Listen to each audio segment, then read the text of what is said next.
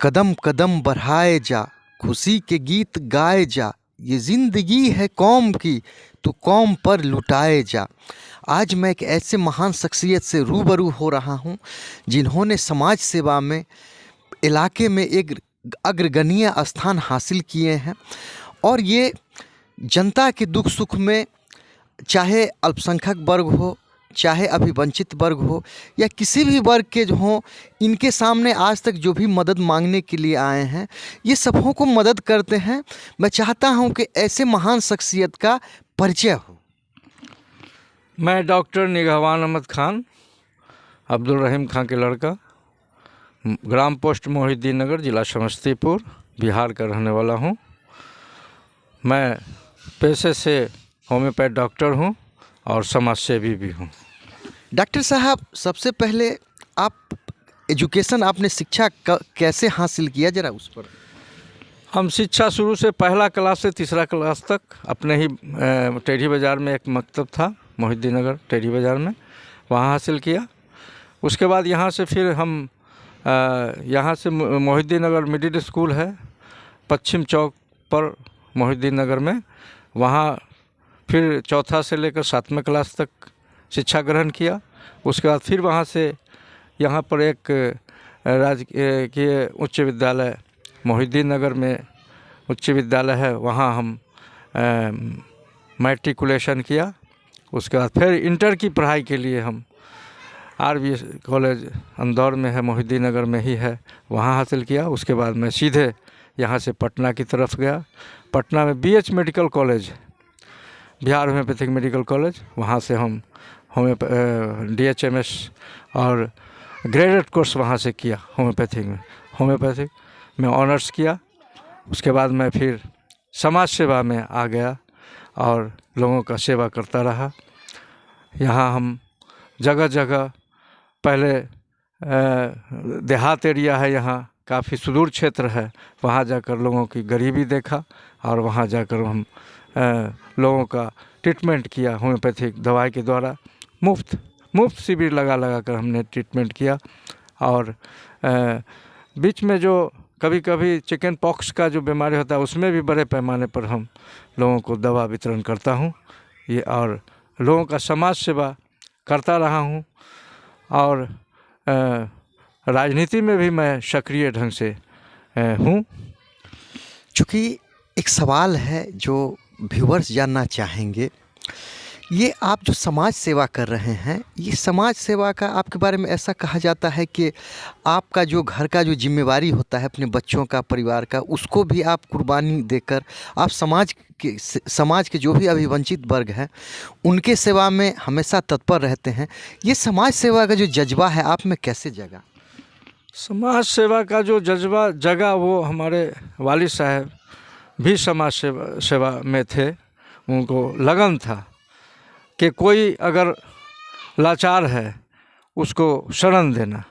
यहाँ तक के यहाँ के पूर्व मंत्री अनुग्रह नारायण सिंह थे, 1995 में, 1985 में वो थे, 85 में मंत्री बने थे।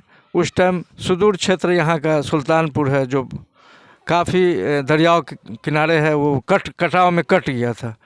उसको जो है सो यहाँ शरण दिए मंत्री जी, जो इनको हमारे पिताजी को, हमारे फादर को, हमारे वालिद साहब को, जो उन्होंने ये समझ के कहा कि भाई आप ही यहाँ हमको शरण दे सकते हैं, तो उन्होंने यहाँ अपना शरण दिया। यहाँ तक कि अपना ज़मीन देकर बिस्कोमान भी बनवाया। ये सब उनका योगदान है। और कोशिश करते रहते थे कि हम जहाँ तक लोग हमसे मदद लें हम करेंगे गरीबों का। उन्हीं से प्रेरणा हमको मिला। डॉक्टर साहब, आपसे ये जानना मैं चाहता हूँ कि आप हमेशा लोगों का मदद करते हैं, और आप कुछ ऐसे उदाहरण बताएं जो आपने अनुभव किया होगा कि ऐसे जो नीडी पर्सन थे जिनको सच में आपकी सेवा का ज़रूरी था। कुछ ऐसे यादगार उदाहरण बताएं। उदाहरण है कि गरीबी यहाँ बहुत देखा हमने, तो एक जज्बा हमको पैदा हुआ कि भाई इनकी मदद होनी चाहिए। तो मैं समय समय पर तो अपना ट्रीटमेंट करता हूँ, अपना दवा के द्वारा जो है सो लोगों को मुफ्त इलाज करता ही हूँ। और जैसे ठंडे का समय आता है तो कोशिश करते हैं कि गरीबों तक मैं कंबल का भी व्यवस्था करके पहुंचाने का काम करूं और लोगों को जहां तक हो हम सेवा करें। डॉक्टर साहब, चूँकि जैसा मैं आपके बारे में जानता हूँ, मैंने सुना कि बहुत से ऐसे खास करके अल्पसंख्यक समुदाय में जहाँ बहुत सा जगह आपने आंगनबाड़ी सेविका को बहाल होने में आपने मदद किया, जरा इस पर कुछ प्रकाश डालें। जी, हमने जब भी देखा कि भाई सरकार का क्या यहाँ कोई वैकेंसी अगर है तो वहाँ के लोग वंचित नहीं हों, इस पर हमने फोकस किया। अगर आंगनबाड़ी केंद्र का पोषक क्षेत्र वार्ड नंबर 1 है तो हम कोशिश किया कि वार्ड नंबर 1 का ही कोई बहाल हो और वहाँ की सेविका सहायिका वहीं पर की हो। लोग कोशिश करते हैं कि वहाँ पर का नहीं है तो किसी दूसरे के जगह के ला करके यहाँ पर बहाल कर दें, और इस तरीके से वहाँ पर के लोग वंचित हो जाते हैं, पता नहीं चलता है। तो जागरूक हम करने का काम किए। जब भी हम देखा कि वैकेंसी है तो वहाँ जाकर लोगों को जागरूक किया और कहा कि इसमें फॉर्म भरिए, अगर सर्टिफिकेट नहीं है तो सर्टिफिकेट मंगवाइए। कोई महिलाएं जो है सर्टिफिकेट नहीं रखती थी तो वो अपने नैहर से लाकर सर्टिफिकेट दिया और उस तरीके से हमने बहाल कराने में मदद किया उनको, और अभी वो कार्यरत हैं। इसी प्रखंड में नहीं, हम मोहिद्दीन और प्रखंड से आते हैं, मोहनपुर प्रखंड में भी किया और पटोरी प्रखंड में भी गरीबों का मदद किया कि भाई इन्हीं का इसमें इस पोषक क्षेत्र में इन्हीं का बहाली हो। इस पर हम ज़्यादा कोशिश किया कि वहीं पर के लोगों का बहाली करवाया। चूँकि आप समाज से भी हैं, एक और सवाल है और एक अहम सवाल ये है, चूँकि आप अल्पसंख्यक समुदाय से भी ताल्लुक़ रखते हैं, अल्पसंख्यकों के विकास के लिए आपने किस तरह से उनके जागरूक उनको बनाने के लिए या उनके हक अधिकार के लिए अभी तक आपने क्या किया? उनको जागरूक बनाने के लिए, जैसे गरीब हैं उनको अगर शिक्षा की ज़रूरत है, पढ़ने में लगन है, और अगर उनके पास आर्थिक स्थिति ठीक नहीं है तो उनको आर्थिक स्थिति की सहायता कराने के लिए मैं सरकार से मदद करवाया। सरकार से हम उनको समझाने का काम किया कि भाई बैंक लोन देती है, इसके लिए शिक्षा ग्रहण कीजिए आगे। यहाँ तक कि यहाँ से बहुत लोगों को हमने बाहर भेजने का भी काम किया जहाँ शिक्षा लोन दे करके पढ़ाया जाता है, तो वैसे लोगों को भी हम मदद किया। चूँकि आपने अभी फरमाया कि आप राजनीति से भी जुड़े हुए हैं, अभी तक आपने जो राजनेताओं के साथ जो आपका अनुभव रहा होगा, ज़रा उस पर प्रकाश डालें। हम राजनीति में आने का जो कारण हुआ वो ये कि हम एक यहाँ होम्योपैथिक साइंटिफिक सेमिनार किया था, और उस टाइम में यहाँ एक रामचंद्र राय करके एमएलए हुआ करते थे, जो निर्यात निगम का अध्यक्ष भी बने थे और मंत्री भी बने थे, कारा मंत्री भी थे। तो एक बार हम यहाँ साइंटिफिक सेमिनार किए जिसमें झारखंड और बिहार के डॉक्टर यहाँ आए हुए थे मोहिद्दीन नगर में। हमने कहा था उनको कि आप यहाँ के एमएलए हैं और मंत्री भी हैं, निर्यात निगम के अध्यक्ष भी हैं, तो आप यहाँ टाइम दीजिए, और कार्ड भी छपवाया था और वहाँ हम चाहा था कि उनको यहाँ उद्घाटन करें उस कार्यक्रम का, लेकिन उन्होंने साफ तौर से इनकार किया था। तो हमने उसी टाइम सोच लिया था कि भाई ऐसे शख्सियत को यहाँ ला जो लोगों का सुने और हम लोगों का भी सुने, कोई कार्यक्रम करेंगे तो आए। तो हमने बीड़ा उठाया और उनको हटाने के लिए एक यहाँ अजय कुमार बुल्गानी नाम के समाज सेवी थे, जो यहाँ 2 दर्जे के नेता कहलाते थे, प्रथम वो थे और 2 दर्जे के वो थे। तो उन्हीं को हमने कहा कि यहाँ बुलाया और उनके साथ हम मिले, और मिलने के बाद उनका हम जो सहयोग किया, चारों तरफ अल्पसंख्यक में घुमाया, उनको हर पर्व त्यौहार में बुलाया और लोगों को मुखातिब किया, और मैं यहाँ से अजय कुमार बुल्गानी को विजय हासिल करवाया। उसके बाद फिर वो भी जो है समय पर काम नहीं आए, देखा कि भाई वो भी जो है सो अपना जीतने के बाद नहीं ध्यान देते हैं गरीबों के प्रति या इधर उधर। फिर हमने राणा गंगेश्वर सिंह को मदद किया और उनको भी विधायक बनाने का, अपने दरवाजे पर बैठाकर उनको विधायक बनाने का काम किया। इस तरीके से मैं कोशिश किया कि भाई अच्छे लोग यहाँ का नेतृत्व करें, यहाँ के एमएलए बने। अगर मैं सवाल करूं कि अभी तक जो आप पार्टी से जुड़े होंगे तो आपको ऑटोमेटिक उन्होंने कुछ पोस्ट से नवाजा होगा, तो अभी तक आपने हाईएस्ट पोस्ट क्या अभी तक आपने सुशोभित किया? हमने बुल्गानिन जी के साथ जो थे, उसके बाद जब उनको देखा कि भाई वो भी बेकाम हो गए, तो हमने लोक जनशक्ति पार्टी में गए। इस रामविलास पासवान जी की पार्टी थी, उसमें हमको अल्पसंख्यक का जो है समस्तीपुर जिला का अध्यक्ष बनाए थे, तो उसमें हमने काम किया काफ़ी लगन के साथ। उसके बाद फिर हमको प्रदेश का उपाध्यक्ष बनाया, काफ़ी वरिष्ठता उसमें हासिल हुई। रामचंद्र पासवान एमपी जो समस्तीपुर से बने, तो उसमें भी हम उनको मदद किया, पूरे ज़िला में घूम घूम के प्रचार प्रसार किया, और उन्होंने भी कई बार जो है एमपी बने। और हमको जो उन्होंने अपने फंड से जो दिया, यहाँ भी जो है सो बुल्गानिन जी से जो फंड लिए थे, एक एक चापाकल वो दिए थे, जो हर पंचायत में हमने गाड़ने का काम किया था अल्पसंख्यकों में। उसी तरीके से समस्तीपुर में रामचंद्र पासवान को जब हमने जिताया, तो वो भी स्टील अथॉरिटी से उलाए थे चापाकल का जो है सो उनके पास भी फंड आया था। उसको भी हमने हसनपुर से लेकर ताजपुर तक उनका जो क्षेत्र था, उसमें अल्पसंख्यक के हर मदरसा मस्जिद में और जहाँ जहाँ अल्पसंख्यक को ज़रूरत था वहाँ वहाँ हम चापाकल देने का काम अपना वर्चस्व बना के रखा था। उसमें भी लोक जनशक्ति जिस दिन से दो पार्टी बन गई है, उस दिन से थोड़ा आना जाना कम हो गया है, हमारा सक्रियता कम हुई है।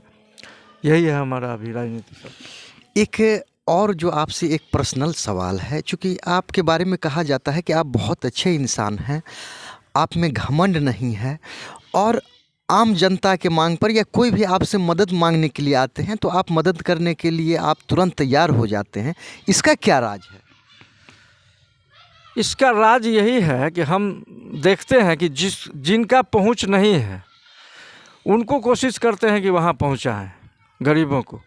किसी हॉस्पिटल में एक बार हम पटना में थे, हॉस्पिटल में गए हुए थे, नालंदा मेडिकल कॉलेज में। वहाँ एक गरीब को देखा था कि बेचारे लाचार बैठे हुए हैं, उनको कोई मदद नहीं कर रहा है जो जाएं अपना इलाज कराने, कहाँ जाएं कुछ पता नहीं। तो उनको हमने मार्गदर्शन दिया और उस तरीके से उनको शिफ्ट कराया और एडमिट कराया। इस तरीके से किसी को भी हम देखा कि लाचारी हालत है, अपना काम छोड़ के उनके साथ हम दौड़ गए। हॉस्पिटल का काम हो या ब्लॉक का काम हो या अनुमंडल का काम हो या जिला का काम हो, कोशिश किया कि अपना काम बाद में हो, उनका काम पहले हो। ये मनसा हमारा रहता है, ये जज्बा रहता है। अभी जो वर्तमान अभी ये देश का हालात है या जिला का हालात है या लोकल हालात है, उसको आप किस रूप में देख रहे हैं? जिला का जो हालात है और जो प्रखंड का हालात है, ये तो गवर्नमेंट जो है ठीक से डीलिंग नहीं कर रही है, अफसरशाही हो गई है। तो इस अफसरशाही को ख़त्म करने के लिए समाज सेवी को आगे आना पड़ेगा। सरकार भी चाहती है कि भाई अफसरशाही नहीं हो, लेकिन अफसरशाही ज़्यादा है, इसीलिए इस काम को देखना बहुत ज़रूरी है समाज सेवी को। डॉक्टर साहब, ये चैनल है, इस चैनल में जो भी व्यूअर्स इसको देखेंगे उनको आप क्या संदेश देना पसंद करेंगे? उनको तो पहले मैं इस चैनल के अभी जो भी देख रहे हैं उनको मैं 2024 का जो है मुबारकबाद देता हूं, नए साल का, और उनको मैं शुभकामना देता हूं कि वो लोग इस नए साल में जो है अपना जीवन अच्छे से व्यतीत करें। और सरकार से भी अनुरोध करेंगे हम कि गरीबों का जो हकूक़ है उसको गरीबों तक पहुंचाने का काम करें हम समाज सेवी लोग। आप सभी इंसानों का कुछ न कुछ सपना होता है। अगर आपने भी अपनी ज़िंदगी के लिए कुछ अच्छा सपना देखे होंगे तो उसको मैं अगर कम शब्दों में कहूँ तो आपने क्या अभी तक हासिल किया और क्या हासिल करना अभी तक बाकी है? हासिल तो अभी तक हमने कुछ किया ही नहीं। लोगों के लिए सिर्फ हमने सोचा कि लोगों को जो है सो कैसे मदद करूं। और अपना जहां तक सवाल है तो कोशिश है, मैं चाह रहा हूं कि यहाँ एक हॉस्पिटल खोलें और इस तरीके से लोगों का सेवा करें यही हमारा अभिमंशा है। चूँकि मोहिउद्दीन नगर ये ब्लॉक है और यहाँ मुस्लिम पॉपुलेशन आबादी खास करके मोहम्मदीपुर पंचायत में है, दुभा पंचायत में है। जैसे सरहद हो गया, मस्तलीपुर हो गया, नया टोला हुआ, गुलजार नगर हुआ, दुभा हो गया, मोहम्मदीपुर हुआ, मरगंग पार हुआ। तो कुछ ऐसा घटना बताएं जो वहाँ के लोगों को आपने जो मदद किया है समाज सेवी होने के नाते। एक बार का वाकया है कि दुबहा से लोग हमारे यहाँ 2 बजे रात में आए। उनके साथ कुछ शरारती तत्व जो है मस्जिद के पास जंगल झाड़ फेंकते थे, कूड़ा करकट फेंकते थे और तनाव हो गया था, हिंदू मुस्लिम का तनाव था। तो उस लोग आए, उस टाइम में जो है सो फ़ोन मोबाइल का भी युग नहीं था। हम यहाँ से तुरंत यहाँ के थाना पर गए, थाना पर जाके जो है सो वहाँ उठाए उनको, वहाँ के जो प्रभारी थे, और उनसे सारी बात कहा। उन्होंने इस बात को संज्ञान में लिया और लेने के बाद तत्परता दिखाते हुए रात ही में जो है सो यहाँ से फोर्स को भेजा और वहाँ जो है जो भी लोग शरारती थे उनको जो है सो अरेस्ट किया और वहाँ शांति बहाल किया। इतना दहशत फैल गया था। इस तरीके से और भी बहुत सारा वाकया है। वहाँ जो है आपके गुलजार नगर में भी एक तनाव हो गया था जिसको हमने यहाँ सॉल्व किया था। ये सब हमने किया था। जो आने वाला जो पीढ़ी है, अगर आप कम शब्दों में कहें तो आने वाला पीढ़ी को आप क्या मैसेज देना पसंद करेंगे? आने वाले पीढ़ी को मैं यही मैसेज देना पसंद करूंगा कि गरीबों का ख्याल रखें, है ना, और अपना जो है जहां तक हो उनको मदद करें। एक और मैं आपसे सवाल कर रहा हूं, चूँकि मैंने एक 30 डे चैलेंज इम्प्लीमेंट ग्रुप चलाया है और उससे आप भी जुड़े हुए हैं। तो ये 30 डेज इम्प्लीमेंट ग्रुप से जुड़कर, यानी 30 दिनों का कोई भी व्यक्ति कोई भी काम करें, 30 दिनों तक लगातार काम करें, तो इससे जुड़कर आपको क्या क्या इससे बेनिफिट हुआ? इससे बेनिफिट यही हुआ कि जो भी लोग आलसी होते हैं वो अपने आलस को छोड़ देते हैं। और 13 डेज का जो दिमाग में रहता है कि 30 डेज चैलेंज जो है उसको हमको हासिल करना है। मान लीजिए कि सुबह में टहलते हैं तो एकदम 30 डेज तक टहलना है उनको, एकदम उसी टाइम में पढ़ता है बच्चा तो बच्चे को भी उठ के उस टाइम में पढ़ना है। यही है 30 डेज का चैलेंज। मैं चाहूँगा कि सब लोग 30 डेज चैलेंज को स्वीकार करें और इस पर अमल करें, और 30 डेज चैलेंज को जो स्वीकार कर लें वो समझिए कि सफलता हासिल होना ही है। और एक और सवाल है, अहम सवाल है, चूँकि आपने पैसे के जगह पर समाज सेवा को चुना, तो अभी तक अगर आप एक दिल की बात कहें तो आपका यानी पैसे की जगह पर आपने समाज सेवा को चुना, इस पर? पैसा का हम महत्व नहीं दिया। अगर पैसे का महत्व देते तो समाज सेवा नहीं हो पाता। हम कोशिश करते हैं कि पैसे का महत्व कम हो, समाज का सेवा ज़्यादा हो, गरीबों का सेवा ज़्यादा हो। ये मनसा तो रहता है। सरकारी अगर कोई फंड है तो उसको गरीबों तक पहुंचाने का काम हो। जैसे लेबर क्लास के लिए सरकार का जो है सो ये है कि भाई उसका जो है सो कार्ड बने और उसको जो है अनुदान के रूप में हम दें, तो उसमें भी हम बहुत लोगों को जोड़ दिया है। तो कोशिश करते हैं कि गरीबों का उद्धार होता है। मैंने जो एक बार देखा था कि आप राजा खां के दरवाजे पर थे और तेल लेने के लिए आप कूपन बांट रहे थे, तो ज़रा इस पर कुछ चर्चा करें। लोक जनशक्ति पार्टी में चुके थे और हैं अभी भी, तो उसी हैसियत से हमको अनुसरण समिति अनुमंडल का सदस्य बनाया गया और उसमें हम रहते हैं। तो कोशिश करते हैं कि यहाँ का जो डीलर हैं वो सुचारू रूप से अपना काम करें, किसी को जो है सो तंग नहीं करें। तो उस टाइम में हमको जो है, अभी तो किरासन तेल का जो है सो ख़त्म है लगभग, तो ठेला पर जो है सो तेल बंटता था, तो उसमें कोशिश करते थे लोगों को कूपन दे के ठेला वाले से तेल दिलवाएं, गरीबों तक कूपन पहुंचावें, और सारे लोगों को उस टाइम में मैं तेल दिलवाने का काम करता था। एक अंतिम सवाल है कि अगर कहा जाए तो आपने जो ज़िंदगी में हमेशा जो मैंने महसूस किया है कि आप खुश रहते हैं, संतुष्ट रहते हैं, तो आप ये बताइए जो इस तरह से आप खुश रहते हैं, संतुष्ट रहते हैं और मान चलिए लोगों को सहयोग करते हैं, तो ये कम शब्दों में बताएं कि आपसे अभी वर्तमान जो जनरेशन है या अपकमिंग जनरेशन है वो आपसे क्या सीखना चाहेगा? हमसे तो यही सीखना चाहेगा कि भाई गरीबों का कैसे मदद हो। लोगों को तो मैं प्रेरित करता हूँ, गरीबों का मदद करें, हर हाल में करें। जो भी यहाँ के जनप्रतिनिधि हैं उनसे जो है सो हम चाहते हैं कि जहाँ तक हो वो अपने ही में लग जाते हैं, लेकिन हम चाहते हैं कि उनको गरीबों तक पहुँचाएँ। एक और अंतिम सवाल, चूँकि मैं अभी तक जो अनुभव किया हूँ कि आप खास करके अल्पसंख्यक समुदाय के लिए, यानी जो खतना जो होता है उसके लिए आप एकदम चीप एंड बेस्ट आप दर पर आप खतना के लिए सुविधा उपलब्ध कराते हैं। ज़रा इस पर कुछ प्रकाश डालें। सालाना हम मुहर्रम के टाइम में खतने का यहाँ प्रोग्राम करते हैं, खतने का शिविर लगाते हैं। डॉक्टर एम एजाज अली पटना के मशहूर सर्जन हैं, उनका सहयोग होता है। वहाँ से काफ़ी संख्या में यहाँ अच्छे अच्छे सर्जन आते हैं और लगभग 2 राउंड में जो है 200-400 लड़के का यहाँ जो है हम खतना कराते हैं, बहुत कम पैसे में, आसान तरीके से यहाँ जो है लोगों को फ़ायदा पहुँचाते हैं, गरीबों को पहुँचाते हैं।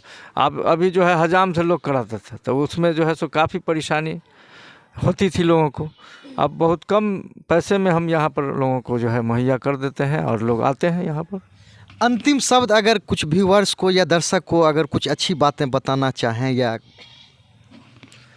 आखिर में मैं कहूँगा लोगों को कि भाई गरीबों का सेवा करें, गरीबों को देखें, अगल बगल में जो भी है पहले उनका हक हुकूक जो भी है पूरा करें।